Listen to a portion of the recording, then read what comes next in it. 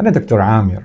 السعال المزمن هو السعال الذي يستمر لمدة شهرين أو أكثر عند البالغين، وهو عرض لعدة حالات. السعال المزمن هو حالة مزعجة جدا للمريض، وقد يؤثر بشكل سلبي على نمط الحياة، مما يسبب اضطرابات في النوم، إقياء، وحتى كسور في الأضلاع بالحالات الشديدة.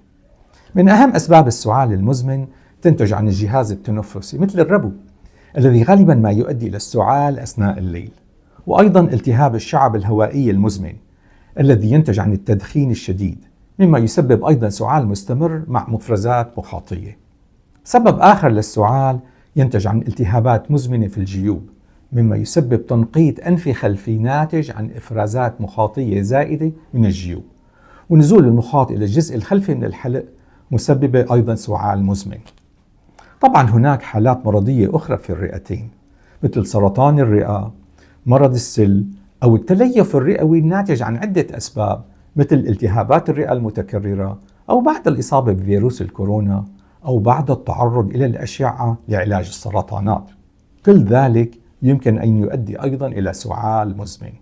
من ناحية أخرى يمكن أن يحدث السعال المزمن بسبب مشاكل في المعدة مثل الارتجاع الحمضي من المعدة إلى المريء، مما يسبب تهيج بالحلق أو دخول الحمض إلى الرئة، وهذا أيضا يسبب سعال مزمن خاصة أثناء النوم.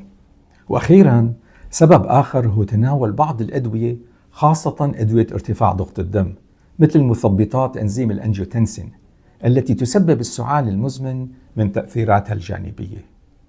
أما بالنسبة إلى علاج السعال المزمن فمن الضروري معالجة السبب الأساسي.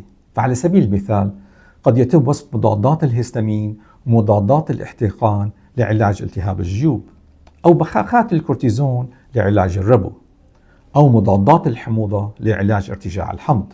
أما إذا كان الأدوية هي السبب في السعال المزمن فقد يساعد إيقافها واستبدالها بدواء آخر في حل مشكلة السعال.